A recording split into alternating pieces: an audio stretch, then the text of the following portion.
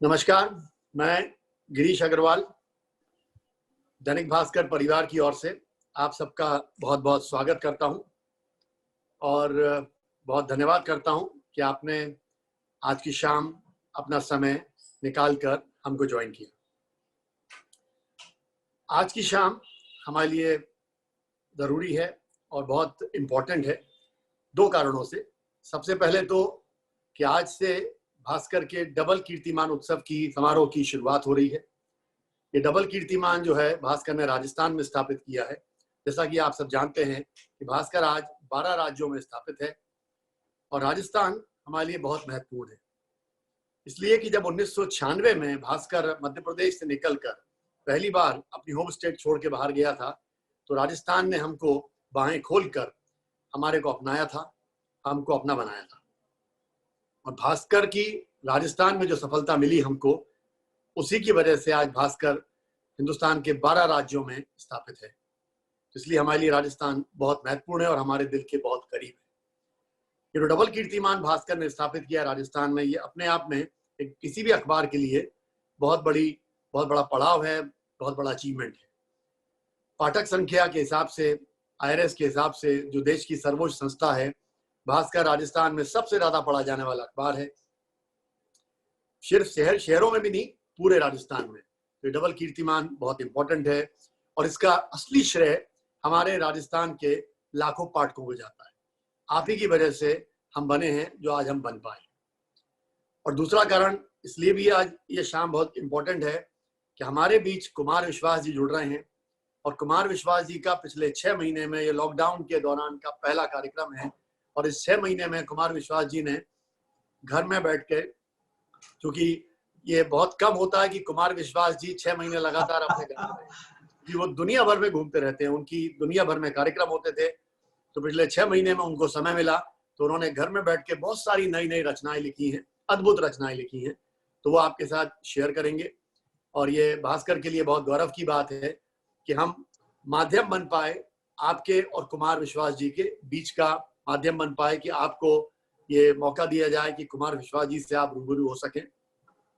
तो मैं आप सबका एक बार पुनः बहुत बहुत धन्यवाद देता हूं और धन्यवाद दोनों बातों के लिए कि आपने समय दिया हमको आज, और धन्यवाद इसके लिए भी जरूरी है कि आपने भास्कर को बनाया जो आज भास्कर बना। तो बहुत बहुत धन्यवाद और एंजॉय करिए आज की शाम। और ऐसे बहुत सारे अन्य कार्यक्रम भास्कर अगले 4 महीने में आपके लिए लेके आएगा, देश के चुनिंदा लोगों के साथ, देश के जो बिल्कुल चोटी के कलाकार हैं अलग अलग फील्ड में, उनको आपके साथ जोड़ेंगे और आपके लिए खास ये कार्यक्रम हम लेके आए। बहुत बहुत धन्यवाद। Kumar ji, over to you now. आपका बेसब्री से लाखों लोग इस वक्त इंतजार कर रहे हैं कि आप उनसे बातचीत करें और अपनी रचनाएं सुनाकर उनको इस कोविड के टाइम पे मोटिवेट करें, उनको आनंद दिलाएं। बहुत बहुत धन्यवाद। बहुत बहुत धन्यवाद और बहुत बहुत आभार गिरीश भाई आपका और दैनिक भास्कर परिवार का। सबसे पहले तो भास्कर के तमाम पाठकों को बहुत बहुत शुभकामनाएं। और मुझे आज भी याद है 1996 में, मैं उस समय राजस्थान में वहाँ की पब्लिक सर्विस कमीशन से सिलेक्शन के बाद एक कॉलेज में असिस्टेंट प्रोफेसर की नौकरी करता था, जब भास्कर ने वहाँ अपने पैर जमाए थे, रखे थे। और जिस राजनीतिक कुलवंश के कुलपति का मैं बहुत बड़ा प्रशंसक हूँ और स्वयं को उस स्कूल का, उस विद्यापीठ का विद्यार्थी मानता हूँ। जहां तक मुझे स्मरण है, अटल जी इसकी लॉन्चिंग में आए थे, तो बड़ा भव्य समारोह हुआ था। एक ब्लैक एंड व्हाइट में चलती हुई खबरों की दुनिया अचानक राजस्थान में थोड़ी सी रंगीन, थोड़ी सी खुशबूदार और अच्छी प्रेजेंटेशन के साथ, अच्छे कंटेंट के साथ आनी शुरू हुई थी। तो सबसे पहले तो दैनिक भास्कर के तमाम पाठकों को बहुत बहुत आभार। भास्कर परिवार मेरे लिए चूंकि निजता भरा परिवार है, उसमें तमाम मेरे आदरणीय बड़े भाई सुधीर भाई साहब का, गिरीश जी का और पवन जी, तमाम लोगों का बहुत स्नेह मेरे प्रति रहता है, जगदीश भाई का। तो मैं अपने परिवार में एक तरीके से उस उत्सव को मना रहा हूँ और दुनिया के सबसे ज्यादा पढ़े जाने वाले अखबारों में उसका नाम पहले नंबर पर है, तो इसके लिए मैं बड़ी बधाई देता हूँ। और जैसा कि बात कहा कि पिछले 6 महीने में घर में रहकर बहुत कुछ लिखा है, तो पिछले 6 महीने में आपकी जिंदगी में भी बहुत सारे परिवर्तन आए हैं। मैं भी बड़ा खुश हूँ। पहली बात तो ध्यान रखिए कि इंद्र एक बार पृथ्वी पर बहुत दिनों तक जब बरसात उन्होंने नहीं की, तो ये देखने के लिए कि उनका अहंकार कितना पोषित हुआ, पृथ्वी पर आए। तो उन्होंने देखा कि राजस्थान में एक आदमी बैल लेकर और अपना खेत जोत रहा है हल के साथ। 10-12 साल से बारिश नहीं पड़ी थी। तो इंद्र ने कहा ये कैसा आदमी है? तो इंद्र ने एक ग्रामीण का वेश बनाया और कहा यार तुम बावले आदमी हो, 12 साल से बारिश नहीं हुई लेकिन हल क्यों चला रहे हो? बारिश तो होती नहीं है। तो वो किसान बोला कि इंद्र बावला हो गया तो मैं भी बावला हो जाऊं क्या? वो अपना काम भूल गया, मैं अपना काम भूल जाऊं क्या? तो अगर कोरोना में हम बाहर नहीं निकले हैं, भीड़ नहीं आई है, तो अपना काम थोड़ी छोड़ देंगे। जनता को कविताएं सुनवाना, उनको मनोरंजित करना, उनमें चेतना भरना, उनसे तालियां बजवाना। तो आप जहां जहां हो, अपने घरों में जहां बैठे हो वहां तालियां भी बजाते चलिएगा और दाद भी देते हुए चलिएगा। आप ये मान के चलिए कि कवि सम्मेलन पूरा लाइव हो रहा है और देखिए कि लाखों लोग तो सुबह तक इसमें लोग अपने नंबर देकर इलिस्टेड हो चुके थे। इसका मतलब ये लाखों लोगों तक बात गई है और भास्कर इसे बड़ा कर रहा है। और कोरोना पर बात चल रही है तो पूरी दुनिया को पता है कि कोरोना कहां से आया, बस जिसने भेजा उसको पता नहीं है कहां से आया। और मुझे तो अब ऐसा लगता है कि कोरोना जिन्होंने भेजा है, जैसे उसे पता चला कि कोरोना फैल गया है तो सबसे पहले तो उसने कोरोना सप्लाई करा, उसके बाद उसने mask, kit, sanitizer, dispensing machine ये सप्लाई करी। मतलब लोगों ने कहा कि आई हेट चाइना, तो पट्टे ना आई हेट चाइना की टी शर्ट बना के चाइना ने वो बेचनी शुरू कर दी। तो भी भाई धंधा चलना चाहिए, चाहे हम सब लोग घड़ा करें। और आसपास के जिन देशों को डिसीजन में देरी हो रही थी कि कोरोना घुसेगा कि नहीं घुसेगा, उनमें अंदर घुस के सप्लाई करने की कोशिश करी। देखो भारत में लोगों ने कहा कि साहब लोग हाथ मिलाना बंद करो, गले मिलना बंद करो। जो पहले यूरोप में करते थे ना, गले मिलकर बगल में आके कुछ करते थे, वो बंद करो। तो भाई साहब मैंने सुना कि चाइना ने नमस्ते सिम्युलेटर बना लिया है। मतलब आप घुसेंगे तो आपके स्वागत में नमस्ते के 2 हाथ निकलेंगे। लेकिन कवियों को सुनते रहिएगा, भास्कर कवि सम्मेलन कराता है अपने सारे एडिशंस पे और ये प्रक्रिया भी पूरे एडिशंस पे होगी। कवियों को सुनते रहिएगा, चूंकि कवि सैकड़ों साल पहले महसूस कर लेता है कि आगे क्या होगा। आज से 35-40 साल पहले भोपाल में रहते हैं, हिंदुस्तान के बहुत अजीमुशान शायर हैं और हमारे आदरणीय हैं, मेरठ में नौकरी करते थे पहले, वो मेरठ कॉलेज में प्रोफेसर थे उर्दू के। उन्होंने एक शेर कहा था बशीर बद्र साहब ने, भास्कर के इस उत्सव में आप देखिए कोरोना काल में वो सत्य सिद्ध हो रहा है। बशीर साहब ने कहा था, कोई हाथ भी न मिलाएगा जो गले मिलोगे तपाक से, कोई हाथ भी न मिलाएगा जो गले मिलोगे तपाक से, ये नए रिवाज का शहर है, जरा फासले से मिला। आजकल तो कोई मिलने आए और आप उससे गले मिलने के लिए दौड़ोगे तो नमस्ते नमस्ते भाई साहब, दूर से ही बोल। लेकिन कौतुक बड़े हुए साहब कोरोना में, मैंने तो बड़ा मजा लिया। कई लोगों ने थाली पीटी और जब प्रधानमंत्री की बात की इतनी अपील हो गई तो कई लोगों ने छाती पीटी। मतलब काम चलता रहा, थाली भी पिटती रही और छाती भी पिटती रही। हालांकि इन दोनों कामों से कोरोना का कोई मतलब नहीं है, लेकिन जब दुनिया इतने प्रयोग कर रही है कोरोना भगाने के, तो भारत ने भी 2-4 प्रयोग कर लिए कि थाली पीटो तो शायद इससे ही चला जाए। तो थाली तो एक रात ही पीटी, छाती पीटना अब भी चल रहा है, दोनों तरफ चल रहा है। अब लोग कह रहे मोदी जी चिंता नहीं कर रहे, मोदी जी, भाई मोदी जी क्या चिंता करेंगे? मोदी जी को 1924 में क्या होगा कैसे होगा, भैया 1924 की चिंता नहीं है उन्हें, और ना उन्हें ये चिंता की क्या होगा। उन्हें भी हमारी तरह चिंता है, आखिरकार यात्रा में तो उनकी भी बंद हो गई ना, ग्लोब का कितना हिस्सा छूट गया। हमको चिंता है कि उदयपुर का प्रोग्राम छूट गया, कलकत्ते का प्रोग्राम छूट गया, अमेरिका जाना था। मोदी जी बेचारे ग्लोब को घुमा घुमा कर देखते होंगे कि किधर रह गया। मुझे लगता है मोर से भी यही पूछ रहे थे कि भाई कितना रह गया, तुझे तो ऊपर से दिखता है। अगर आपको लगता है कि इस कोरोना की वजह से आपका काम ठप हुआ है, आप छोटे आदमी है, मध्यम वर्गीय आदमी है, तो आप गलत फहमी है। भाई साहब देश के सबसे बड़े प्रधानमंत्री जी का भी मुख्य काम जो था वो भी थोड़ा सा नुकसान हुआ है, तो चिंता मत करिए। इसीलिए आप आनंद लीजिए। कोरोना भी बेचारा ऐसा नहीं है, कोरोना जब भारत आया दोस्तों तो उसको बहुत जल्दी समझ में आ गया कि वो गलत जगह पहुंच गया। यूरोप में कोरोना गया तो बहुत फैला, क्योंकि स्वस्थ हवा थी, स्वच्छ वातावरण था, लोगों का स्वस्थ शरीर था, कोरोना को स्पेस मिला, फैल गया। जब भारत आया और उसने यहाँ गंदगी का साम्राज्य देखा, ऑलरेडी घूमते हुए विषाणु कीटाणु देखे, तो उसे लगा खानदान तो यहाँ पहले से ही है, मैं यहाँ कहाँ आ गया। हमारे एक बहुत बड़े व्यंग्यकार थे स्वर्गीय श्रीलाल शुक्ल जी, राग दरबारी, जिनका एक बहुत बड़ा एक तरीके से हास्य का उपनिषद है।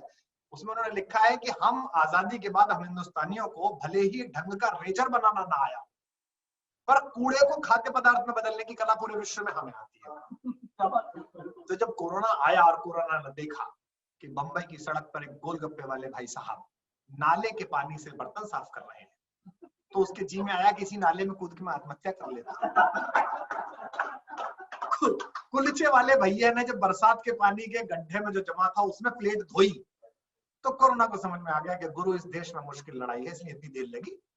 और आगे सुनो साहब, हम तो यूपी के रहने वाले हैं, बाकी तो गया होगा। जब कोरोना कानपुर पहुंचा और वहां के भाई साहब के मुंह में गले तक भरा हुआ पान मसाला देखा, तो उसने पहली बार मुंह के अंदर इस प्रकार के विचित्र रंग देखे, पीले, लाल, केसरिया। उसने कहा ये क्या है? और ऊपर से वो कनपुरिया भाई साहब हमारे, उसने कोरोना से पूछा तुम कौन हो बे? कोरोना बेचारा देश से हिंदी सीख के आया नहीं था, वो तो आया था चाओ म्याओ की कंट्री से, तो उसे तो पहले ही हिंदी समझने में दिक्कत थी। जब उसने कहा तुम कौन हो बे, तो उसका हौसला पस्त हो गया। उसने कहा भाई साहब भाषाई मुकाबले में इनसे नहीं जीता जा सकता, महान है। अच्छा, यहाँ तक तो कोरोना चल गया काम। एक तो इम्यूनिटी ने बड़ा हाल बुरा करा, ये खा लो इम्यूनिटी, ये खा लो इम्यूनिटी, फला खा लो। भाई किसी का भी नुकसान हुआ हो, स्वामी जी का इतना फायदा हुआ, स्वामी जी ने जो बना रखा था इम्यूनिटी के नाम पे सब बिक गया। उनकी गौशाला में गाय के लिए जो सामान रखा था लोग उसे लेने पहुंच गए कि कुछ ना कुछ होता ही होगा स्वामी जी की गाय का। इम्यूनिटी के नाम पर जो बिका पूरे देश में साहब, ये खा लो, गिलोय खाओ, फला खाओ, ढिमका खाओ, इतना बड़ा चार्टर लेके लोग रोज सुबह में व्हाट्सएप आ जाते थे। तो भैया कोरोना भी एकदम परेशान हो गया इतनी इम्यूनिटी से। पूरे देश में लड़ने के बाद कोरोना फिर भी थोड़ा बहुत जमा, लेकिन जब झारखंड पहुंचा कोरोना, जब बिहार पहुंचा, तो उसका सारा शौर्य जो था वो आइडेंटिटी क्राइसिस में बदल गया। जब उसने देखा कि वहां की महिलाएं ढोलक रख के गा रही है कि अरे कोरोना माई तेरा, तो मैं तो मर्द चला था, ये मेरे को माई कैसे कर दिया?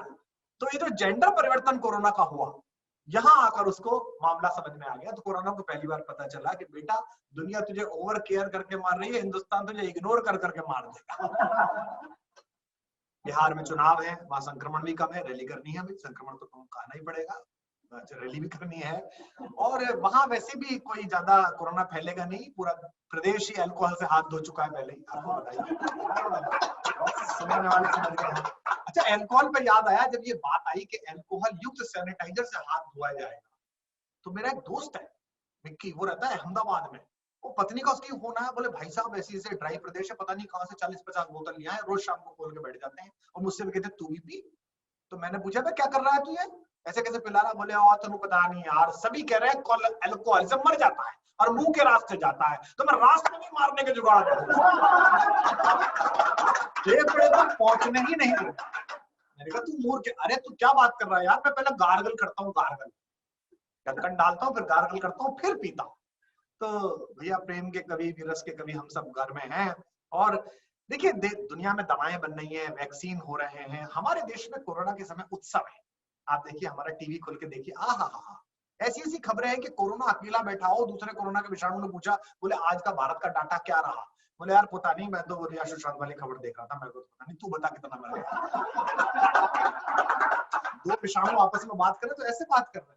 दुनिया भर की यूनिवर्सिटीज काम पे लगी हुई हैं कि कोरोना को कैसे मारा जाएगा, क्या करा जाएगा। हमारे यहाँ भी एक यूनिवर्सिटी काम पे लगी हुई है जो कोरोना के मीम्स बना रही है, जोक बना बना के उसको ग्लानि से मारना चाहती है। उसका नाम है व्हाट्सएप विश्वविद्यालय, जिससे ज्ञान उतरता है। वो भी अपना काम कर रही है। आप सबको मैं कविताएं शुरू करता हूँ। सबसे पहले तो कल हिंदी दिवस है, तो आप सबको उसकी हिंदी दिवस की पूर्व संध्या पर बहुत बहुत बधाई। कल आप देखेंगे बहुत सारे लोग रोना पीटना शुरू करेंगे, हिंदी अपमानित है, हिंदी उपेक्षित है, हिंदी को दोबारा प्रतिष्ठित कर दीजिए। मतलब पता नहीं कहा हिंदी से ज्यादा ताकतवर कोई भाषा है ही नहीं। हमारे दोस्त हैं एक, उनकी पत्नी हमारी भाभी जी कई बार नाराज हो जाती है, कोई बात वो समझता नहीं है तो उसको कहती है हिंदी में समझाऊं क्या?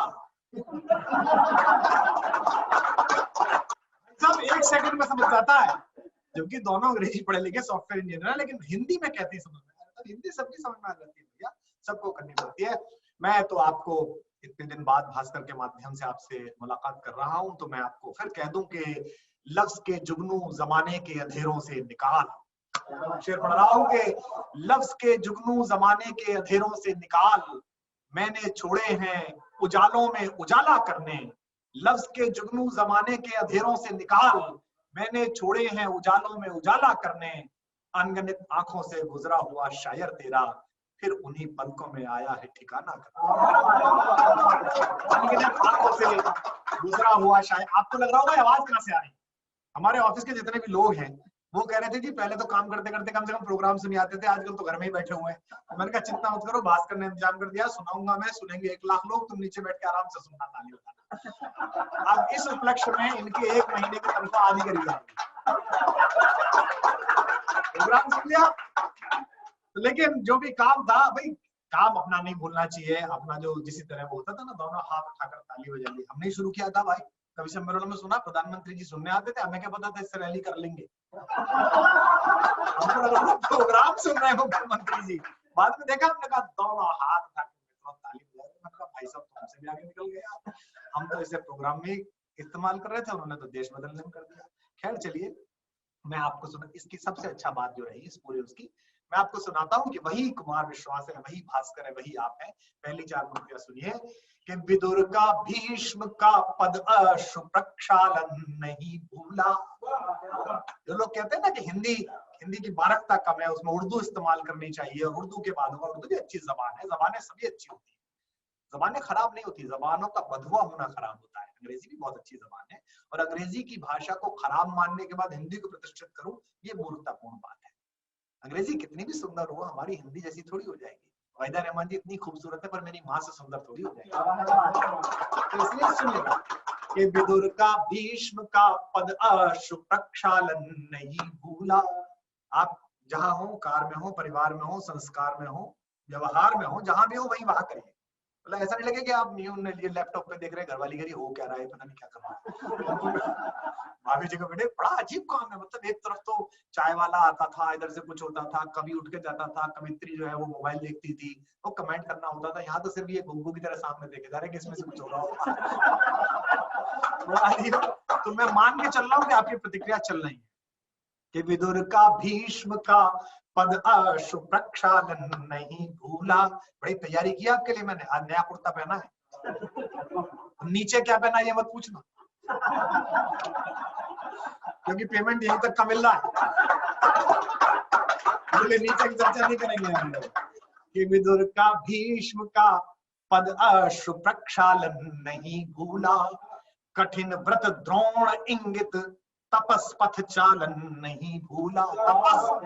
तपस पथ चालन, तपस्या के पथ पर चलना, कठिन व्रत द्रोण इंगित तपस चालन नहीं भूला। कुटिल लाक्षाग्रहों के फेर में तू हीर टांगा है। अब पंक्ति सुनिए स्वाभिमान की। कुटिल लाक्षाग्रहों के फेर में तू हीर टांगा है, मगर शर का प्रखर हत लक्ष्य संचालन नहीं भूला। मगर शर का प्रखर हत लक्ष्य संचालन नहीं भूला। तो वही संचालन, और ये अच्छा रहा कि इस कोरोना के दौरान सब लोग अपने घरों में रहे, सब लोग अपने गांव गए। मैं खुद अपने गांव में, जो मेरे खेत हैं जहां पर मैं रहता हूँ आजकल, ज्यादातर जहाँ गाय है, तालाब है, वहां रहता हूँ। और यही हिंदुस्तान है। आप करोड़ों का भी फ्लैट खरीद लीजिए, लेकिन आंगन दिखाना हो तो बच्चों को तो गांव ले जाना ही पड़ता है। तो आप अपने आंगनों की तरफ जुड़े, ये बहुत अच्छी बात रही। 4 पंक्तियां और सुनिएगा। ये जो भी राजनीति में चलता रहता है, हंगामा चल रहा, आपसे बहुत सारे लोग कहते हैं सोशल नेटवर्किंग पे, आपसे कहेंगे फला बात हो गई, आप नहीं बोल रहे। बेसिकली वो आपसे नहीं बुलवाना चाहते, वो कहते हैं आप हमारी ओर से क्यों नहीं बोल रहे। उनकी ये दिक्कत नहीं है कि आप बोलिए सच, क्योंकि सच तो हम रोज ही बोल रहे हैं, और वो सच नहीं सुनना चाहते, वो कहते हैं हमारी ओर वाला बोलिएगा। और अपन इस काम में है नहीं, अपने को तो सच बोलना है। कबीरा खड़ा बाजार में लिए लुकाटी हाट, जो कर भूखे आप ना चले हमारे साथ। तो हमने अपना तो फूक ही लिया, आपको पता ही है। प्रदेश फूकने से अच्छा अपना ही फूक लिया, तो हमने अपना फूक लिया, वो प्रदेश फूक रहा है उसके बाद। सुनेगा 4 पंक्ति सुना कि कृपा रुतबा इनायत मेहरबानी बेअसर निकली। और ये हमारे जो इस समय राजस्थान के श्रोता सुन रहे हैं, मध्य प्रदेश के श्रोता सुन रहे हैं, आपने तो कोरोना काल में भी अद्भुत काल देखा, मतलब हद हो गई। मतलब एक होटल के अंदर विधायक बन करके मुख्यमंत्री जी बाहर डंडा लिए बैठे हुए थे कि पीछे की खिड़की से निकाल के ना ले जाए कोई। कृपा रुतबा इनायत मेहरबानी बेअसर निकली, मुझे बदनाम करने की निशानी बेअसर निकली। सुनिएगा, मुझे बदनाम करने की निशानी बेअसर निकली। मेरे हर लफ्ज का जादू जमाने की ज़बां पर है। अगर सच हो तो अपने अपने जहां बैठे हो वहां तालियां उठाना। मेरे हर लफ्ज का जादू जमाने की ज़बां पर है, तुम्हारी साजिशों की हर कहानी बेअसर निकली, तुम्हारी साजिशों की हर कहानी बेअसर। 4 पंक्तियां और सुनाता हूँ। इस बीच क्या क्या हुआ, घर था, परिवार था, आप सब भी ऐसे ही थे लॉकडाउन में, लेकिन उसके बाद भी क्या नहीं था और क्या खो रहे थे आप और अब क्या खो रहे हैं, मैं बताता हूँ। न पाने की खुशी है कुछ, न खोने का ही कुछ गम है, न पाने की खुशी है कुछ, न खोने का ही कुछ गम है, ये दौलत और शोहरत सिर्फ कुछ जख्मों का मरहम है, ये दौलत और शोहरत सिर्फ कुछ जख्मों का मरहम है। ये इस समय जो आप मीडिया हाउस ने, देश के सबसे महत्वपूर्ण अखबार ने, दुनिया के सबसे ज्यादा पाठक संख्या के भास्कर ने कार्यक्रम कराया, इसका आनंद लीजिए। अन्यथा टीवी चला के देखो। मेरा एक मित्र है, पता है वो क्या कर रखा है उसने लैपटॉप पे टीवी चला रखा और अपनी खिड़की में बैठ के देख रहा। तो मैंने उससे कहा कि तू खिड़की में क्यों बैठ के देख रहा है? बोले इसमें भी सब विंडो में ही बैठे हैं। वो एक चैनल पे इतनी विंडो काट देते हैं, 18 विंडो और उसके बीच में एंकर। तुम चुप रहो, तुम बोलो, तुमको पता नहीं क्या चल रहा है, क्या हो क्या रहा है। न पाने की खुशी है कुछ, न खोने का ही कुछ गम है, ये दौलत और शोहरत सिर्फ कुछ जख्मों का मरहम है। अजब सी कश्मकश है रोज जीने रोज मरने में, अजब सी कश्मकश है रोज जीने रोज मरने में, मुकम्मल जिंदगी तो है मगर पूरी से कुछ कम है, मुकम्मल जिंदगी तो है मगर पूरी से कुछ कम है।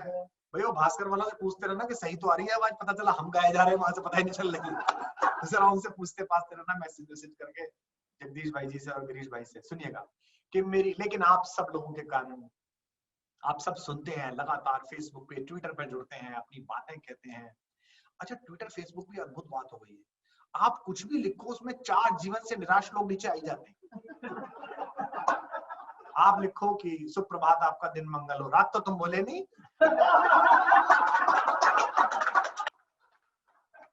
रात को जब हमारे पेट में दर्द था, तुमने इतनी सोची कि तुम बड़े कवि बनते फिर रहे हो अपने आप कि हमें रात को भी कह देते हैं रात तो जल्दी सो गए, दारू पी ली होगी है? अरे क्या हो गया? आपने लिखिए कि आप सबकी जो रात्रि है वो शुभ स्वप्नांकित हो और आप अच्छे से सोइएगा। नींद आ रही है, नौकरी मिली ना, बेरोजगार घूम रहे हैं, तुम्हें तो मजा आ रहा। आप लिखिए उन्हें कि आज हनुमान जयंती है, भगवान हनुमान का जन्मदिन आपको मुबारक हो। अजी कहाँ हनुमान, तब तो उन्होंने लंका में आग लगा दी, अब देखो लंका में कितने रावण हो रहे हैं, कहीं आगे लग रही, तुम्हारी होगी मुबारक। मतलब आप कुछ लिखिए, वो सुबह ही सुबह 2 चम्मच तेजाब पी के बैठे हुए हैं कि कहाँ है फेसबुक, कहाँ है ट्विटर, किसमें थूकना है। वो डेली का कार्यक्रम है उनका। अभी पिछले, मुझे तो बड़ा दुख हुआ, पिछले 1-1.5 महीने में, 2 महीने में धर्म जगत, साहित्य जगत, कला जगत, संस्कृति जगत, फिल्म जगत के बहुत सारे लोग बीमार हुए या दिवंगत हो गए किसी कारण से। उनके बारे में आप कुछ लिख दो, 50 आदमी नीचे मौजूद है। यार आदमी मर गया, आदमी चला गया, आदमी बीमार है, आप मतलब हम तो उस देश के रहने वाले हैं जहां गांव में सड़क के किनारे आप जा रहे हो बैलगाड़ी से दूसरे गांव में और वहां किसी का कोई शव जा रहा है तो कोई भी आदमी जो पास से गुजरता है, भैया नमस्कार, नमस्कार भैया, प्रणाम कर लेते हैं, लेकिन उसके बाद भी लोग लगे हुए हैं।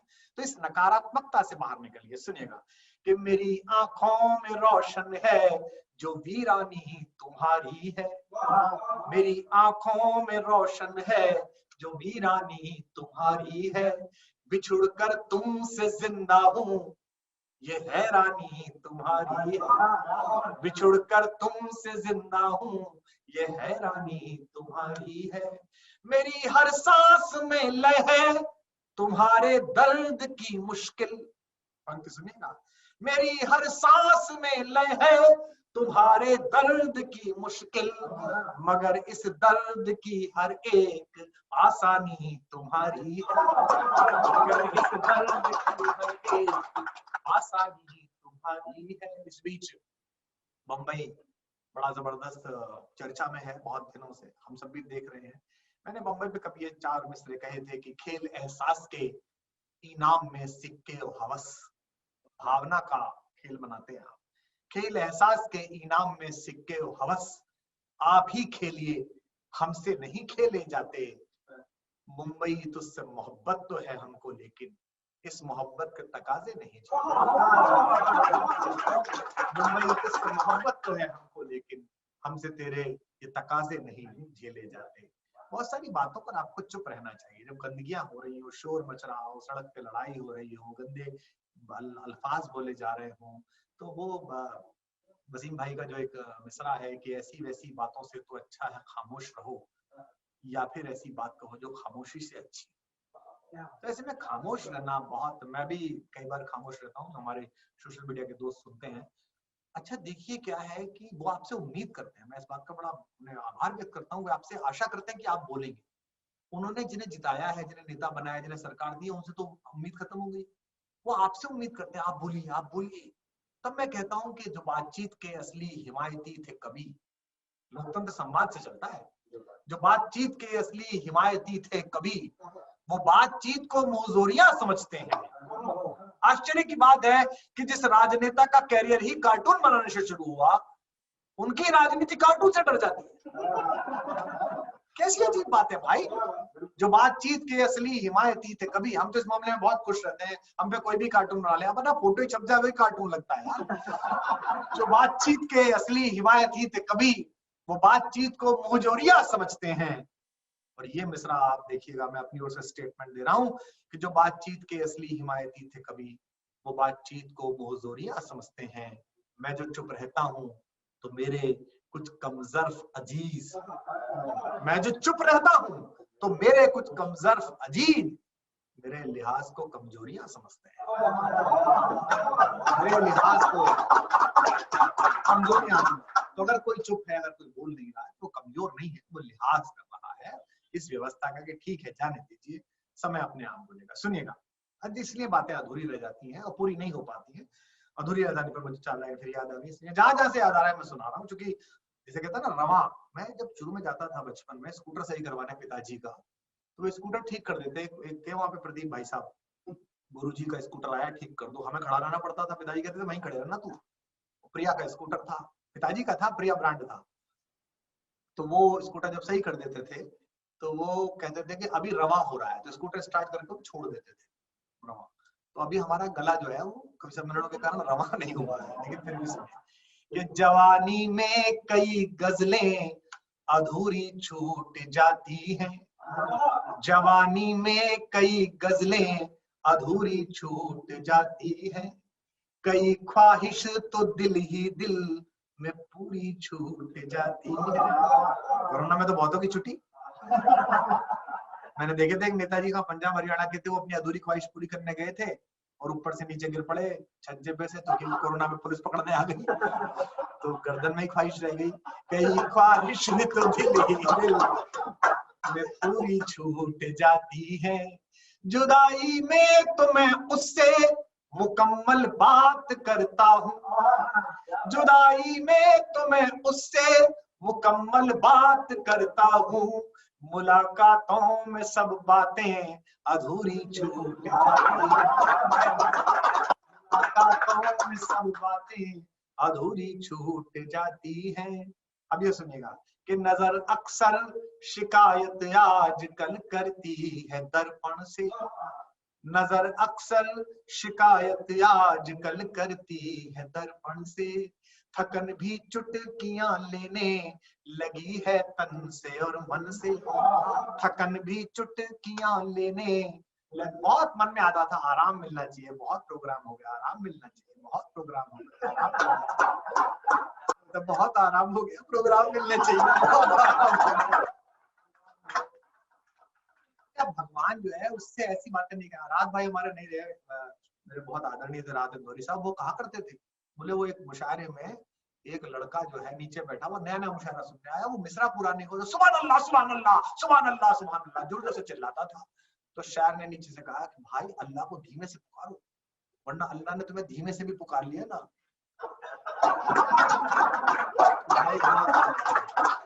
नजर अक्सर शिकायत आजकल करती है दर्पण से। यार सुबह होते ही एक फार्मूला आ जाता, फलानी चीज में दिमागी चीज मिला के खाओ, इसमें ये करके खाओ, इम्यूनिटी बढ़ जाएगी। नजर अक्सर शिकायत आजकल करती है दर्पण से, थकन भी चुटकियां लेने लगी है तन से और मन से। अब इस प्रोग्राम में ये भी नहीं कह सकते जगदीश जी यार चाय भिजवाओ जरा मंच पे, थकन भी भास्कर का ये खर्चा और बचा। थकन भी चुटकियां लेने लगी है तन से और मन से, कहाँ तक हम संभाले उम्र का हर रोज गिरता घर, कहाँ तक हम संभाले उम्र का हर रोज गिरता घर, तुम अपनी याद का मलबा हटाओ दिल के आंगन से, अपनी याद का मलबा हटाओ दिल के आंगन से। अच्छा है कि आप ये देख रहे हैं और आप टीवी नहीं देख रहे हैं। बहुत कम जगह पर तो जीडीपी की बात चल रही है, वो है मतलब गिर गई है और गिर गई है, मतलब पत्रकारिता जीडीपी की बात कर रही है, जो कि जीडीपी नीचे गिर गई है तो पत्रकारिता को उसी स्तर पे पहुंच के बात करनी है। मैंने टीवी चैनल वालों से कहा कि भाई ये क्या कर रहे हो तुम, ये मतलब मैं हो क्या रहा है, बोले साहब जीडीपी गिर गई है। मैंने कहा तो बोले जहां गिरी है वहां पहुंच के बात करनी पड़ती है।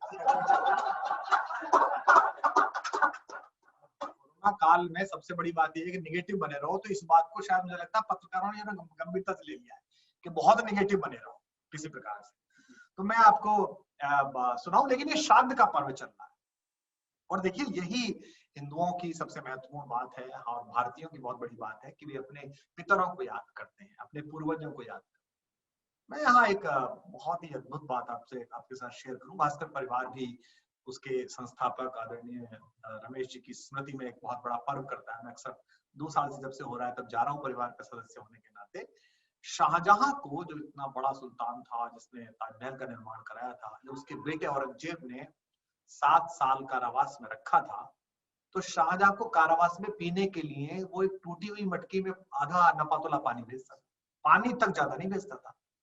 तो शाहजहां को शायरी का शौक था, तो उसने एक खत लिखा था औरंगजेब को कि तुम सोचो कि मैं तुम मेरे बेटे हो और तुम्हारे भी बेटे होंगे और तुम मेरे साथ क्या कर रहे हो। वो लंबा खत है, लेकिन मुझे इसमें याद आता है कि उसमें आखिरी जो 4 लाइनें थी वो बहुत बढ़िया थी। उसने लिखा कि ए फिसर तू अजब मुसलमानी, फारसी में लिखा ए फिसर तू अजब मुसलमानी, बपिदरे जिंदा आप तरसानी, आफरीन बाद हिंदुस्तान सदबार, मैं देहदम पिदरे मुर्दारा दायम। मतलब उसने बोला उसमें कि तू अजीब तरीके का मुसलमान है कि तेरा जो जीवित पिता है वो पानी को तरस रहा है, इससे अच्छे तो शत शत बार प्रशंसनीय वो भारतीय हैं जो अपने मृत पूर्वजों तक को पानी देते हैं। ये श्राद्ध पर्व है हमारा, ये श्राद्ध है इसकी वजह से हम माने जाते हैं। और मैं तो देखो कवियों का, अब ये श्राद्ध में हम ब्राह्मणों का तो ये भी दिक्कत है, कोई बुला ही नहीं रहा है। आदमी इसलिए नहीं बुला रहा है कि बुला लो कुछ सामान्य कोरोना ले आए तो अपना ही मन है फिर, और अपन भी नहीं जा रहे। पहले श्राद्धवाद के टाइम पे 2, 4, 5 जगह अपने किसी अड़ोसी पड़ोसी परिचित तो क्या कुछ होता था कि हाँ भाई चलो आज बाबा जी का वो है, दादाजी का ये है। अपने घर में अब तो हो ही नहीं रहा कुछ भी ऐसा। तो बल्कि मुझे याद आ गया कि 1870 में लखनऊ में कवि हमारे बेनीदीन वाजपेयी, रीतिकाल के बड़े प्रसिद्ध कवि हैं, वो बाकायदा पुरोहित थे। उनका मुख्य व्यवसाय पुरोहिती था और कविता भी लिखते थे। तो कविता का पुरोहिती में इस्तेमाल बहुत अच्छा किया। जो यजमान दान पुण्य अच्छा दे उसकी तो वो इतनी प्रशंसा करते थे कि बहुत जबरदस्त, और जो थोड़ा बहुत गलत कर दे उसकी ऐसी कविता लिखते थे कि अगली साल या तो उसका खुद का ही मन जाता था या वो ढीस देता था। एक बार एक यजमान ने उन्हें एक बूढ़ी घोड़ी दे दी, बिल्कुल मरगिल्ली, मरने को तैयार, और उन्होंने पता क्या लिखा, बोले साहब इन्होंने वो वाली घोड़ी मुझे दी है जिसपे बाबर चढ़ के हिंदुस्तान आया था। और उन्होंने पता क्या लिखा घोड़ी के बारे में, जो छंद लिखा बड़ा लंबा है, राम कहाऊं के लगाम लगाऊं, इसके कान में राम नाम बोलूं, मरने वाली है इसके लगाम लगाऊं। तो भैया कवियों को बुलाओ तो ध्यान से रहना। एक बार एक यजमान के गए तो उसने उन्हें सुबह को पेड़े दे दिए, पेड़े चलते समय के, पंडित जी पेड़े ले जाइए जो मैंने बनाए। वो पेड़े थोड़े खराब थे, मतलब पुराने हो गए थे और टालने के लिए दिए थे। तो उन्होंने बीच चौक पे लखनऊ में खड़े होकर उस यजमान की प्रशंसा की और कहा जी मैं उनके घर खाना खाने गया था श्राद्ध पे, उन्होंने मुझे क्या पेड़े दिए। पेड़े कैसे दिए? चींटी ने चाटत मूस न सूंघत। चींटी चाटती नहीं है, चूहा खाता नहीं है। बास सो माखी न आवे या नीरे, और इतनी बदबू है कि मक्खी पास नहीं आती है। ये पेड़े दिए उन्होंने मुझे। अच्छा सुनिए, आन धरे जब ते घर में, जब से घर में पेड़े लाकर रखे हैं तब से रहे हैजा पड़ोसी ने घेरे। पड़ोसियों को हैजा हो गया है, इतने जबरदस्त पेड़े भेजे हैं। माटी ही में कछु स्वाद मिले, इन्हें खाए के ढूंढत हर्र बरेड़े। मिट्टी में भी कोई स्वाद होगा, इन्हें खाने के बाद तो मैं हर्र बहेड़ा ढूंढता फिर रहा हूँ कि पेट सही हो जाए। और आखिरी लाइन देखिए आप, बेनी जी के लिए आप ताली बजा देंगे कि माटी में कछु स्वाद मिले, इन्हें खाए के ढूंढत हर्र बहेड़े। चौक परोपित लोक में बात सपूत के देख सराद के पेड़े। पिताजी जो है वो परलोक में चौक गए कि भाई नालायक क्या दे दिया पंडित जी को ये सराद में। तो भैया इसलिए जमीन बुलाइए, जरा ढंग से जरा ध्यान रखिएगा। और ये अब नई नई टेक्निक आ गई है, मैं टेक्निक के साथ आपसे जुड़ रहा हूँ। आज मैंने कहा भी कैसे होगा, बोले कोई नहीं जी हमारे तो लीज लाइन है। लीज मतलब, बोले 4G से भी आ गए। मैंने कहा अच्छा 2G 3G के बाद 4G आ गई, बोला 5G आ गई सर। मैंने कहा पता नहीं, हम तो 70 की पैदाइश है, हमारे यहाँ तो 2 ही जी होते थे, एक पिताजी और एक गुरुजी, और दोनों एक लपड़ लगा देते और कंप्लीट नेटवर्क उड़ता था, मतलब एक ने। तो मैं आपको एक गीत सुनाता हूँ, बहुत आपके बीच जल्दी से आना है, तय है कि आपसे मिलना है। अभी तो थोड़ा सा देरी हो रही है, लेकिन मुझे मन है कि मैं आपसे मिलूं जल्दी से, बहुत देर तक आपसे बातें करनी। सुनिएगा कि बहुत देर तक बतियाना है, बहुत देर तक बतियाना है, नदी किनारे बैठ कर बहुत देर तक बतियाना है, नदी किनारे बैठ कर बहुत देर तक बतियाना है, नदी किनारे बैठ कर। पहली बार इस गीत को कहीं सुना रहा हूँ, तुमसे लिखा है, अभी आधा ही सुनाऊंगा, आधा आगे सुनाऊंगा, तुमसे तो यही से सुना दूं कि बहुत नदी किनारे जब आएंगे तब सुनाएंगे ना, कि बहुत देर तक बतियाना है, नदी किनारे बैठ कर। प्रयोग देखिए कि बहुत देर तक आवाजों को, सुनिएगा, बहुत देर तक आवाजों को खामोशी सुनवानी है, बहुत देर तक आवाजों को खामोशी सुनवानी है। अगली पंक्ति पर आप हिल जाएंगे कि बहुत देर तक आवाजों को खामोशी सुनवानी है, बहुत देर तक बेचैनी को गुंजाइश समझानी। कोरोना की परेशानी एक पंक्ति में बता रहा हूं आपको, बहुत देर तक आवाजों को खामोशी सुनवानी है, बहुत देर तक बेचैनी को गुंजाइश समझानी है, बहुत देर तक उन्हें तुम्हारी पलकों की दहलीज दिखा, बहुत देर तक उन्हें तुम्हारी पलकों की दहलीज दिखा, कुछ सपनों से सो जाने की अपनी जिद मनवानी। बहुत देर तक उन्हें तुम्हारी पलकों की दहलीज दिखा, कुछ सपनों से सो जाने की अपनी जिद मनवानी है। सुनिएगा, बहुत देर तक, बहुत देर तक, बहुत देर तक सुस्ताना है। कहा?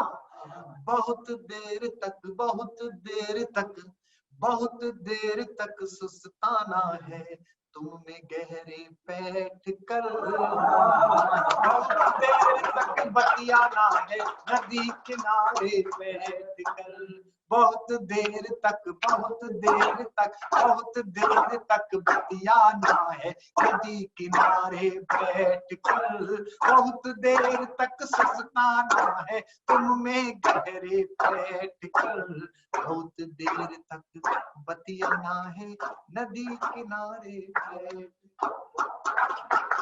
तो ये गीत जो है कल परसों से दिमाग में घूम रहा था, तो मुझे लगा सबसे पहले आपसे साझा कर लूं।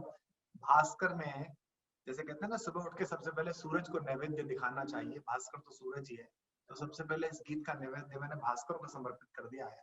अब आप लोग मुझे बता दीजिए कि गीत किस दिशा में जाएगा और कैसे आगे बढ़ेगा।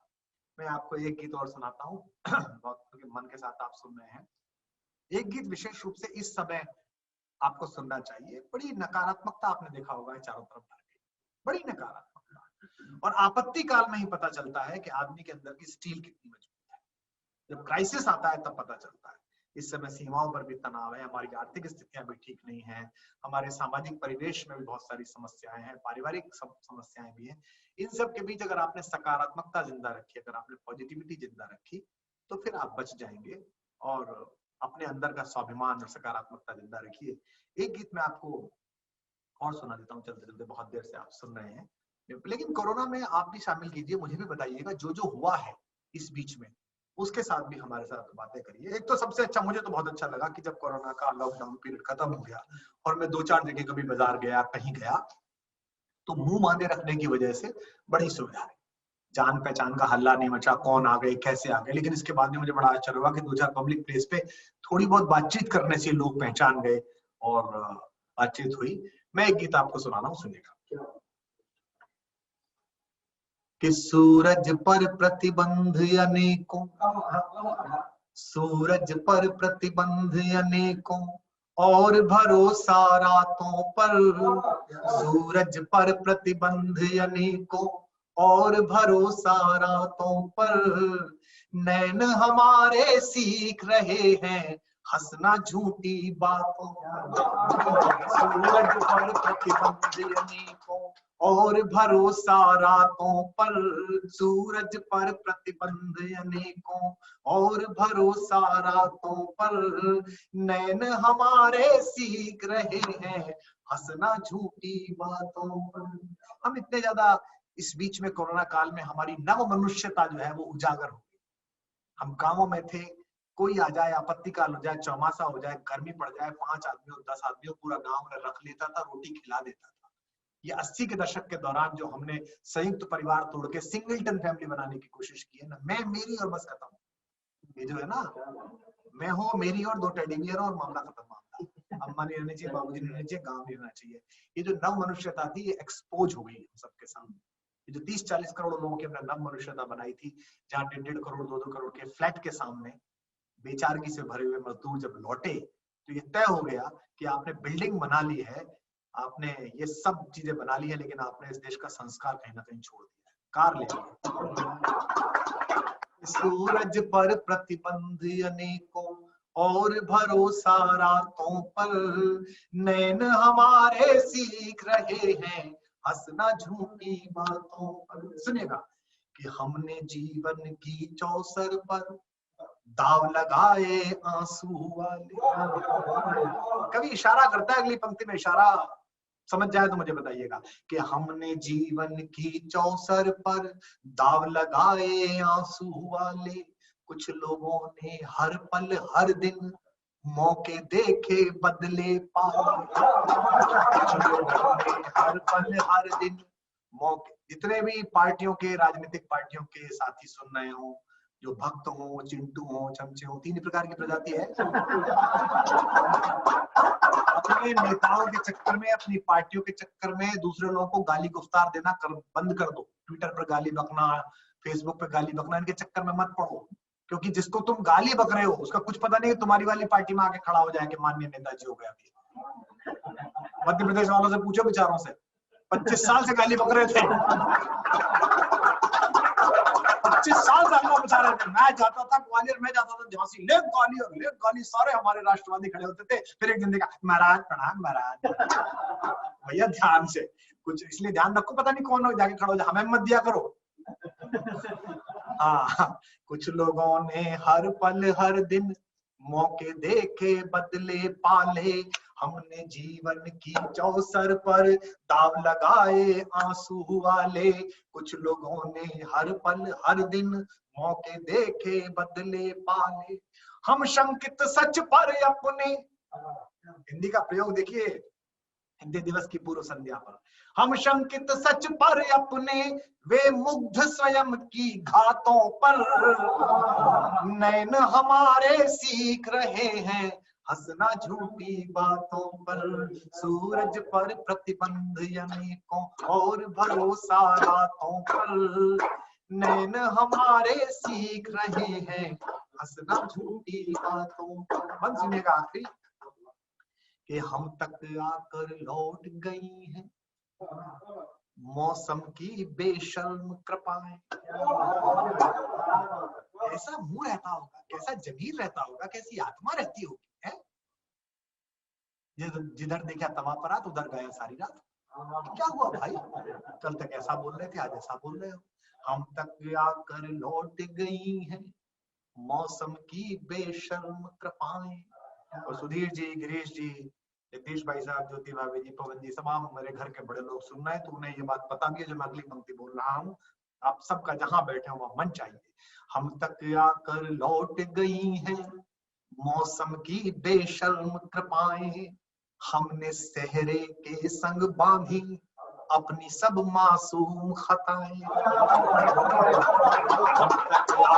लौट गई हैं मौसम की बेशर्म कृपाएं, हमने सहरे के संग बांधी अपनी सब मासूम खताएं। और एक पंक्ति में मैं स्वयं को लिखूं तो क्या पंक्ति लिखूंगा वो आपके सामने पढ़ रहा हूँ। इस गीत को भी पहली बार पढ़ रहा हूँ मैंने पिछला गीत भी पहली बार पढ़ा, कोशिश करा कि सब पहला पहला नया नया पढ़ूं। हमने सेहरे के संग बांधी अपनी सब मासूम खताएं, हमने कभी न रखा स्वयं को, पंक्ति सुनिएगा, हमने कभी न रखा स्वयं को अवसर के अनुपातों पर, नैन हमारे सीख रहे हैं हंसना झूठी। सूरज पर प्रतिबंध अनेकों और भरोसा रातों पर, सूरज पर प्रतिबंध अनेकों और भरोसा रातों पर, नैन हमारे सीख रहे हैं हंसना झूठी बातों पर, हंसना झूठी। एक गीत आपको और सुनाता हूँ, तो समय का पता नहीं चलता है इसमें, कितनी देर पढ़ना है कितनी, वहां तो पहले पता चल जाता है कि पीछे बेचैनी शुरू हो गई तो दूसरा वाला कहता है भाई मुझे पढ़वा, उसे पढ़वाना पड़ता है। एक बार तो आदमी को समय का पता नहीं चलता। हमारे कवि दिवंगत हो गए प्रदीप चौबे जी, ग्वालियर के बड़े मस्त आदमी थे। वो एक कवि सम्मेलन में उन्होंने इतना लंबा पढ़ा, क्यों ज्यादा लंबा पढ़ दिया उन्होंने, कई कभी रह गए कविता पढ़ने से। तो आए लोग ने कहा साहब प्रदीप जी आपने लंबा पढ़ दिया। तो बोले अरे माफ करना दोस्त आज घड़ी नहीं पहने हुए था। तो आया जो बोला जी पीछे कैलेंडर टंग रहा था वही देख लेते। कोशिश करेंगे कि हम हिंदी दिवस के दिन ही इसे निपटा दें। बहुत बहुत आनंदित, आपने अच्छे तरीके के साथ सुना। एक आखिरी गीत मैं आपको सुनाता हूँ। बड़ा लोगों के मन में संशय है कि कोरोना काल में क्या होगा, कैसे होगा और काम कैसे चलेगा। बहुत सारी अलग अलग प्रकार की लोगों की भावनाएं हैं, लेकिन मैं दो प्रतीकों के माध्यम से आपको संकेत देना चाहता हूँ कि भारत फिर उठेगा, विश्व फिर उठेगा। मनुष्य की जीवनी शक्ति का कोई विषाणु मुकाबला कर ही नहीं सकता। ये तो इसलिए आया है कोरोना ताकि आदमी को बताया जा सके उसने प्रकृति का कितना अधिक हिस्सा छीन लिया दूसरों का। आपने देखा ना कि नोएडा में मॉल के सामने विल्डबीस्ट आ गए, है ना, नीलगाय निकल आई। दक्षिण में जो है वो रायपुर के पास तो काला तेंदुआ जो गायब हो चुका था वही निकल आया। कोई मुझसे कहने लगा कि साहब वो शहरों में जानवर आ गए। मैंने कहा नहीं भाई साहब, जानवरों के इलाके में आप घुस गए थे। जब लोग ये कहते हैं ना कि बंबई के बाहरी इलाकों में तेंदुआ देखा गया, ये गलत बात है। तेंदुए के इलाकों में बंबई देखी गई थी पहले। बंबई को जगह नहीं घेरनी थी। आदमी के लिए जितना तय हुआ है उतना ही उसे रखना चाहिए। उससे ज्यादा का अगर वो खाएगा, उससे ज्यादा का अगर वो लेगा तो उसके लिए दिक्कत होगी। तो मैं आपको चलते चलते एक गीत और सुनाता हूँ। दैनिक भास्कर के बहुत बहुत आभार दैनिक भास्कर को, उन्होंने बहुत मन के साथ सुना है सबको। पता नहीं मन के साथ सुना नहीं सुना, घर बैठे कह रहे होंगे कि यार हाँ ठीक ही है, 6 महीने में कुछ कह रहे होंगे नहीं बहुत अच्छा सुनाया है। तो हम तो यही कह लें, हमारे कवि सम्मेलन के भी कुछ पैतरे होते हैं। मतलब जो कवि नहीं जम रहा होता ना, जिसको ज्यादा ताली नहीं मिली होती, वो पता है क्या कहता है, पीछे से आदमी कहता बैठ जा जी भाई साहब सुना रहा हूँ, वही बात नहीं करता। पीछे से जो है वो आदमी बोर हो गया, जमाई ले रहा होता है। देखिए भाई साहब दोनों हाथ आपके उठ गए, यही आपका प्रेम है कविता के प्रति, मैं समर्पित कर रहा हूँ। उसके पैतरे होते हैं, लेकिन आप तो इस तरह सुन रहे हैं तो मैं आपको सुनाता हूँ। एक गीत सुनिएगा, आपदा ही आपकी परीक्षा है, जैसा मैंने कहा पहले भी आपसे। तो इस आपदा की परीक्षा काल में एक आखिरी गीत सुनिएगा तो आपको बहुत अच्छा लगेगा। और मैं दैनिक भास्कर परिवार से ये भी अनुरोध करता हूँ कि जिस तरह से राजस्थान के लिए, जयपुर के लिए ये एक प्रयोजन किया गया है, ऐसा ही सब जगह, जो कि भास्कर तो पूरे भारत में और बड़ी मजबूती के साथ फैला हुआ समाचार पत्र है। अखबार पढ़कर थोड़ी तसल्ली मिलती है, संपादकीय पढ़कर, संपादकीय बगल में लेख पढ़कर, भास्कर को अलग किए तो उसमें जो विद्वत लोग छपते हैं उनके लेख पढ़ के ना टीवी देखिए तो मतलब समझ में नहीं आता। कई बार ऐसा लगता है जैसे मतलब बारात दरवाजे पे आ गई, दोनों तरफ के फूफा लड़ मरे दहेज के ऊपर। होता है कई बार तो बहस चलती है, और अगर आपने चश्मा ना लगा रखा हो या दूर का आपको दिखता ना हो तो आपको समझ नहीं आती है कि जीडीपी पे लड़ाई है कि चाइना पर है कि बंबई में सुशांत के मसले पे लड़ाई किस बात पे हो रही है, कुछ और ही बात हो रही होती है। ऐसा कई बार होता है। हमारे पड़ोस में मेरा एक कजिन रहता है, क्या कहते हैं हिंदी में उसे, चाचा का लड़का। अंग्रेजी वाले बहुत अच्छे हैं। इनके एक कजिन में ही सारे फूफा के, चाचा के, मामा के सबके निबट जाना है। हमारा तो व्यवहार ही अलग है। मामा का लड़का तो अलग तरीका का व्यवहार होता है, चाचा का तो अलग तरीके का होता है, फूफा जी का होता है तो उसका अलग। फूफा जी जानते हैं ना आप?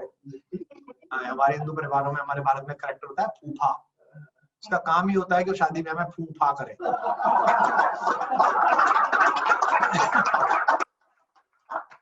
वो क्या है कि वो शादी में उसका एक ही काम होता है कि रोज नए कपड़े पहन के वो बाहर कुर्सी पे बैठ जाए और पूरे घर की औरतें उसकी चिंता करें। अरे वो लाहौर वाले फूफा जी को चाय ना गई लाली, नाराज है जाएंगे, तो चाय जाती है उसकी। तो हमारा एक भाई है, चाचा जी का लड़का, वो पड़ोस में डॉक्टर है। तो उसके यहाँ मैं अक्सर देखता हूँ ऐसा काम कि वो टीवी चैनल जैसा मजा आता है ना बातचीत सुनने में। टीवी चैनल में पता नहीं चलती ना कि हो क्या रहा है। जैसे एक आंटी जी है, ताई जी है, करीब 70-75 साल की है। उनकी दो दिक्कतें हैं, एक तो उनकी ताऊ जी से लड़ाई है और एक उनके घुटने में दर्द है। अब वो दोनों दिक्कतें लेकर उसके चैम्बर में आती हैं और वो दोनों दिक्कतें उसे बताती हैं। तो कई बार ये पता नहीं चलती कि अब कौन सी बस शुरू हो गई। भैया जैसे तैसे 35 साल काटे, इसके साथ अब ना कटो। अब समझ में नहीं आता कि घुटने की बात कर रही है कि फूफा जी की बात कर रही है। नहीं चलती है। भैया पहले तो कट जाती थी, अब तो उठते बैठते परेशान करे। पता नहीं चलती कि फूफा जी की शिकायत चल रही है कि घुटने के दर्द की शिकायत चल रही है। टीवी चैनल को तो मतलब जबरदस्त है। पूरा चैनल का पूरा प्रोग्राम देख के पता नहीं चलता आखिर में आज के शाम इस बहस में रसोड़े में कौन था। वहां तो वो क्या निकाले थे, चने निकाल लेते, यहाँ तो रायता बिखरा पड़ा रहता और बस खत्म हो जाता है वो। अच्छा, उसका जब मन नहीं करता, चैनल का जो एंकर होता है, जब उसका मन बहस सुनने को नहीं करता तो वो करता था फिर उसे अचानक याद रखता है कि मैं लाइव हूँ। वो बीच में सो रहा सोच रहा था घरवाली ने क्या क्या मंगाया है, ब्रेड ले जानी है और अरहर की दाल खत्म हो गई है और गाड़ी में तेल डलवाना है। फिर उसे याद होता है कि यार चीन पर लड़ाई चले, नहीं पर चीन हमारा दुश्मन है और भारत को स्टैंड लेना पड़ेगा। आदमी कहता था बहस तो रिया सुशांत में चल रही थी, लेकिन ये भी एक मुद्दा है, आप इसमें अगली बार मैं बात करूंगा, पर फिलहाल रिया सुशांत अद्भुत।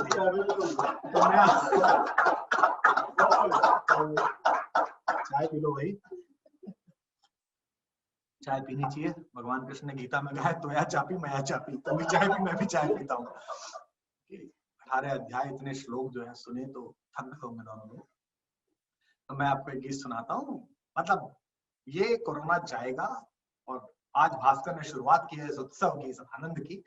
ये ऐसे ही रहना चाहिए और मैं भास्कर के इस मंच पर भास्कर के पाठकों को, जयपुर के, राजस्थान के पाठकों को, इंदौर के, भोपाल के पाठकों को ये भरोसा देता हूँ भास्कर परिवार की ओर से, बिना सुधीर जी से और गिरीश जी से पूछे अब दे दूंगा भरोसा। लाइव में उनके यहाँ बाद में करते रहेंगे जो करेंगे, कि बहुत जल्दी जैसे ही सार्वजनिक समारोह की अनुमति भारत सरकार देगी, उसकी गाइडलाइंस के अंतर्गत मैं स्वयं आकर और कवि सम्मेलन का जो हमारा एक परिवार है, मुशायरे का जो परिवार है, उसको लेकर गुंजाएंगे, देखेंगे, दो हाथ करेंगे, इससे सब अपना अपना ध्यान रखेंगे। लेकिन वही बात वसीम भाई की हादसों की जद में है तो क्या मुस्कुराना छोड़ दें और जलजलों के खौफ से क्या घर बनाना छोड़ दें। आजकल देखता हूँ कि आप किसी बड़ी विभूति के जन्म तिथि पर या उनके पुण्य तिथि पर कोई पोस्ट लगाइए तो नीचे वही वो जो तेजा पिए हुए 10% है, 5%, वो आके नीचे आके मलदान प्रारंभ कर देते हैं।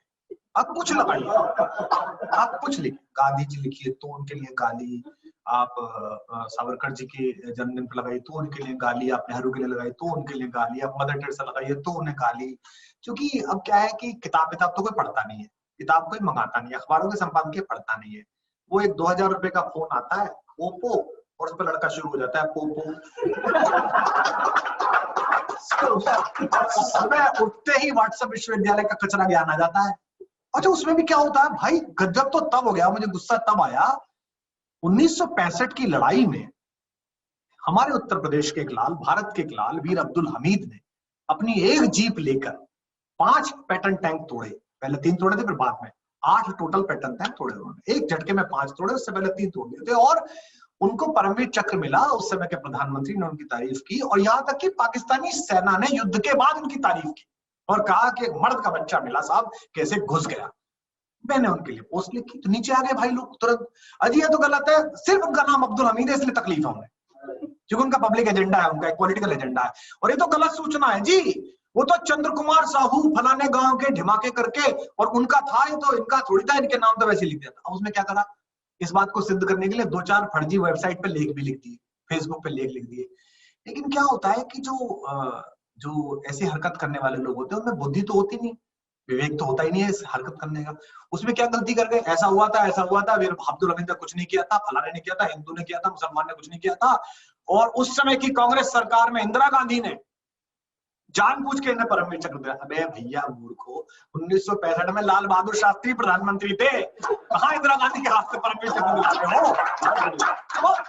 इन्हें सिर्फ बोलना है, बकर करनी है, बड़बड़ करनी है। तो वो इस प्रकार के, देखिए ये जो वर्चुअल जीवन है जिसमें मैं और आप जुड़े हैं, ये हमारा वर्चुअल होम है, जैसे कहते हैं ना हमारी वॉल है ना। आपके घर की जो दीवार है वो आपके पसीने से बनी है, खून से बनी है, आपके विवेक से बनी है। उसके सहारे अगर कोई खड़ा हो सकता है छाया लेने के लिए, ज्ञान लेने के लिए, आपका प्रेम लेने के लिए, पर ये तो स्वीकार नहीं है कि कोई आके उस पर अपना मलदान करे, थूके, है ना। तो अगर ऐसा कोई करता है तो उसकी सफाई करिए और फिर उसको सादर बाहर की ओर निकाल के ब्लॉक करिए, खत्म करिए, संवाद ही मत करिए। मेरे ऑफिस को डेली 15, 20, 25 मेल मिलती है, 10-15 सिफारिशें मिलती है, सब उनको आपने ब्लॉक कर दिया था, उन्हें हटवा दीजिए। मैं पूछता हूँ ये क्या हो गया था? सीधे निर्देश है, भाषा की गरिमा के साथ संवाद जो करे, अच्छे से बात बोले, अपना पक्ष रखे, उसकी बात सुनिए और कोई उत्तर हो तो दीजिए, लेकिन जो भाषा की भद्रता से बाहर आए, जो भारतीय संविधान की सीमा रेखा से बाहर आए, जो भारत की समरसता से बाहर आए, जो भारत की एकता से बाहर आए, जो तिरंगे के 3 झंडों में से केवल एक रंग स्वीकार करता हो, ऐसे किसी भी आदमी को स्वीकार मत करिए, ना निजी जीवन में, ना सार्वजनिक जीवन में, और ना ही अपने किसी प्रकार के। तभी देश बनेगा, तभी देश आगे चलेगा। तो मैं आपको कल हिंदी दिवस है, आप देखिएगा कल क्या हिंदी पर कृपा करेंगे हमारे नेता लोग। हमारे तो सरकार में ऑर्डर निकलता है कि this is to told you by the Directorate of Education that we have to celebrate Hindi दिवस।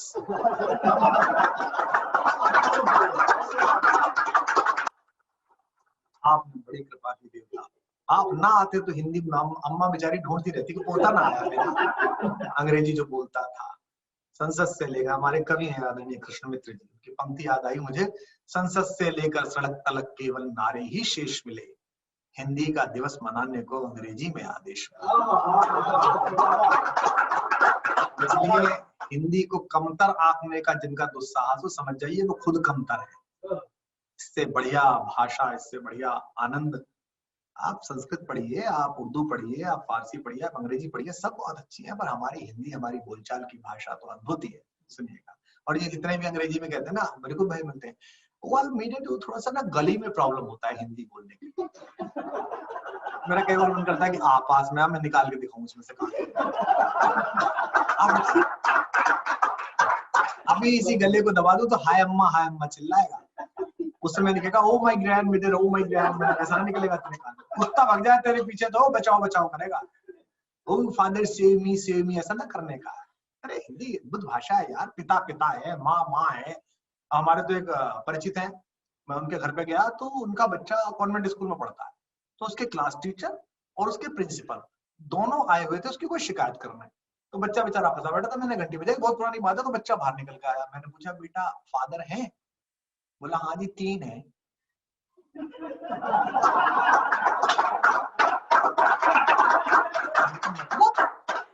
बोले जी एक तो क्लास वाले हैं, एक स्कूल वाले हैं, एक हमारे हैं, आप बताओ किससे मिलना है? मैंने कहा हमको तो तुम्हारे से ही मिलना है, तो क्या मिलेंगे। तो हमारे फादर है, मदर है, माँ है। और आप देखिए कितने प्यारे शब्द है, भाभी, कितना सुंदर रिलेशन है ना।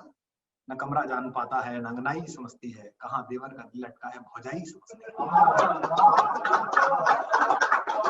अंग्रेजी में सिस्टर इन लॉ, ऐसा लगता है जैसे इंदौर की अदालत से जमानत करा के लेके आ रहे हैं।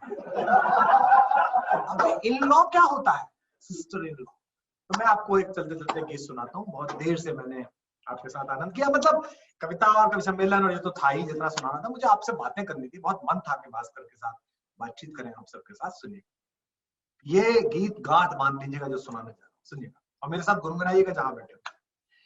कि तूफानी लहरें हूँ, कोरोना से भी बड़ी, तूफानी लहरें हूँ, अंबर के पहरे हूँ, तूफानी लहरें हूँ, अंबर के पहरे हूँ, उर्वा के दामन पर दाग बहुत गहरे, तूफानी लहरें हूँ। कहते हैं ना प्रोग्राम में, पिछले 2 घंटे से कविता पढ़ रहा हूँ, सारे समारोह की तालियां समेट कर इसे कविता में दे दीजिए।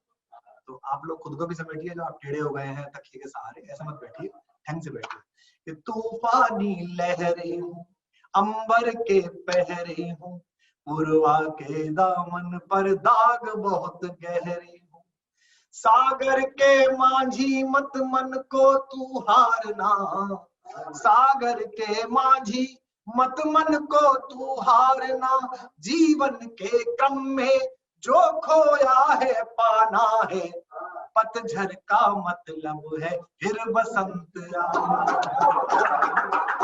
पतझड़ का मतलब है फिर बसंत आना है, तूफानी लहरें हो, अंबर के पहरे हो, उर्वा के दामन पर दाग बहुत गहरे हो, सागर के माझी मत मन को तू हारना, सागर के माझी मत मन को तू हारना, जीवन के क्रम में जो खोया है पाना है, जीवन के क्रम में जो खोया है पाना है, पतझड़ का मतलब है फिर बसंत आना, पतझड़ का मतलब है फिर बसंत आना है, पतझड़ का मतलब है फिर बसंत आना है। बंद सुनिएगा, राम तक पहुंचता हूँ जो मेरे आराध्य है। कि राजवंश रूठे तो, राजवंश रूठे तो राज मुकुट टूटे, राम पूरे जंगल में है, उनका कोई शपथ ग्रहण समारोह नहीं हुआ, उनको किसी ने राजा बनाया नहीं, लेकिन भारत के चप्पे चप्पे पे हर व्यक्ति ने उन्हें राजा मान के, देवता मान के प्रणाम किया।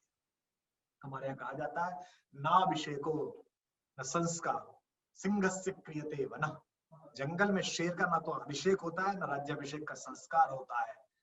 विक्रमोर्ज सत्व में, विक्रम से अर्जित जो सत्व है, विक्रमोर्ज सत्वस्य स्वयमेव मृगेंद्रता, वे अपने आप ही पूरे जंगल की बादशाहत पाता है, अपने विक्रम से, अपनी चेतना से, अपनी पतझड़ का मतलब है फिर बसंत आना है। बंद सुनिएगा। कि राजवंश रूठे तो, आपकी वहां मिले जहां भी आप हो, कि राजवंश रूठे तो राज मुकुट टूटे तो, सीतापति राघव से राजमहल छूटे तो, राजवंश रूठे तो। मुझे बहुत अच्छा लगा कि जब मंदिर के, राम मंदिर के जो वर्षों से प्रतीक्षित था, और सुप्रीम कोर्ट के आदेश के बाद जब वह काम प्रारंभ हुआ, तो देश के प्रधानमंत्री जब वो भाषण देने गए तो उन्होंने सियावर रामचंद्र की जय, उन्होंने जय जय सिया राम बोला। मैं इसको बोल रहा था 3-4 साल से कि ये आक्रोश में मत बोलिए जय श्री राम, ये राजनीतिक विदंडा मत बनाइए, सिया के बिना राम अच्छे नहीं लगते। बहुत सारे लोग गाली गुफ्तार करते थे, पर जब अंकल ने बोल दिया बिग बॉस ने, तो उन्होंने कहा ठीक कह रहे थे, हम समझे नहीं थे। राजवंश रूठे तो राज मुकुट टूटे तो, सीतापति राघव से राजमहल छूटे तो, आशा मत हार पार सागर के एक बार, चलो देखिए, आशा मत हार पार सागर के एक बार, पत्थर में प्राण फूंक से तू फिर बनाना है, पत्थर में प्राण फूंक से तू फिर बनाना है, अंधियारे के आगे दीप फिर जलाना, पतझड़ का मतलब है फिर बसंत आना है, पतझड़ का मतलब है फिर बसंत आना है। बंद करो, दोबारा जी लीजिए। राजवंश रूठे तो राज मुकुट टूटे तो, सीतापति राघव से राजमहल छूटे तो, आशा मत हार पार सागर के एक बार, आशा मत हार पार सागर के एक बार, पत्थर में प्राण फूंक से तू फिर बनाना है, पत्थर में प्राण फूंक से तू फिर बनाना है, अंधियारे के आगे दीप फिर जलाना, पतझड़ का मतलब है फिर बसंत आना है, पतझड़ का मतलब है फिर बसंत आना है। सुनिएगा कि घर भर चाहे छोड़े, ये मैंने आपको रामायण काल से जोड़ा, मैं आपको महाभारत काल से जोड़ा, कि घर भर चाहे छोड़े सूरज भी मुंह मोड़े, घर भर चाहे छोड़े सूरज भी मुंह मोड़े, विदुर रहे मौन छिने राज्य स्वर्ण रथ घोड़े। विदुर या प्रतीक है बुद्धिजीवियों का, जो अक्सर अत्याचार के समय चुप रह जाते हैं राज्य सभाओं में खड़े होकर, कि घर भर चाहे छोड़े सूरज भी मुंह मोड़े, विदुर रहे मौन छिने राज्य स्वर्ण रथ घोड़े। क्या है कोरोना काल में प्रॉब्लम में क्या चीज साथ रहनी चाहिए? अंतिम पंक्ति आज के समारोह में पढ़ रहा हूं, पिछले 1 घंटे से भी अधिक समय से आप सुन रहे हैं। सुनिएगा, घर भर चाहे छोड़े सूरज भी मुंह मोड़े। मेरे काल पाठ के बाद भास्कर समूह के मैनेजिंग एडिटर हैं हमारे बड़े आत्मीय मित्र जगदीश शर्मा जी, वो आपको बताएंगे कि कितने सारे कार्यक्रमों की सीरीज भास्कर ने तैयार की है अपने पाठकों के घर तक, ये मनोरंजन, ये चेतना, ये मोटिवेशनल, ये धर्म, ये राजनीति, ये साहित्य पहुंचाने की। लेकिन ये सुनिएगा कि घर भर चाहे छोड़े सूरज भी मुंह मोड़े, विदुर रहे मौन छिने राज्य स्वर्ण रथ घोड़े, माँ का बस प्यार सार गीता का साथ रहे। केवल कुंती हो और कृष्ण हो तो भी किसी भी प्रकार के पांडव किसी भी प्रकार के हस्तिनापुर से युद्ध जीत सकते हैं। अब कह रहा हूं कि घर भर चाहे छोड़े सूरज भी मुंह मोड़े, विदुर रहे मौन। उससे लोगों ने कहा कि आप राजनीति के रथ से कैसे उतर आए? मैंने कहा रथ पे अगर अर्जुन के साथ बैठकर कृष्ण बनना हो तो ठीक है, लेकिन दुर्योधन के रथ पर बैठकर शल्य बनने से बेहतर है कि बाहर नीचे उतरो। कि घर भर चाहे छोड़े सूरज भी मुंह मोड़े, विदुर रहे मौन छिने राज्य स्वर्ण रथ घोड़े, माँ का बस प्यार सार गीता का साथ रहे, माँ का बस प्यार सार गीता का साथ रहे, पंच तत्व 100 पर है भारी बतलाना है। याद करिए गिनती कौरवों की और पांडवों की। माँ का बस प्यार सार गीता का साथ रहे, पंच तत्व 100 पर है भारी बतलाना है, जीवन का राजसूय यज्ञ फिर कराना है, पतझड़ का मतलब है फिर बसंत आना है, पतझड़ का मतलब है फिर बसंत आना है, तूफानी लहरें अंबर के पहरे हो, पूर्वा के दामन पर दाग बहुत गहरे हो, पूर्वा के दामन पर दाग बहुत गहरे हो, सागर के माझी मत मन को तू हारना, सागर के माझी मत मन को तू हारना, जीवन के क्रम में जो खोया है पाना है, जीवन के क्रम में जो खोया है पाना है, पतझड़ का मतलब है फिर बसंत आना है, पतझड़ का मतलब है फिर बसंत आना है, पतझड़ का मतलब है फिर बसंत आना है, पतझड़ का मतलब है फिर बसंत आना है। भास्कर परिवार के तमाम श्रोताओं को इस डबल कीर्तिमान की बहुत बहुत शुभकामनाएं। और आपने पिछले 1 घंटे से अधिक समय में मेरी वाचालता को, मेरी प्रगल्भता को और मेरे कुछ यत्किंचित शब्द संयोजन को इतना स्नेह दिया है, इसके प्रति मैं आभारी हूँ। और ये क्रम है जिसमें मैं लिखने पढ़ने की कोशिश करता हूँ। आपसे जल्दी ही पुनः मुलाकात होगी।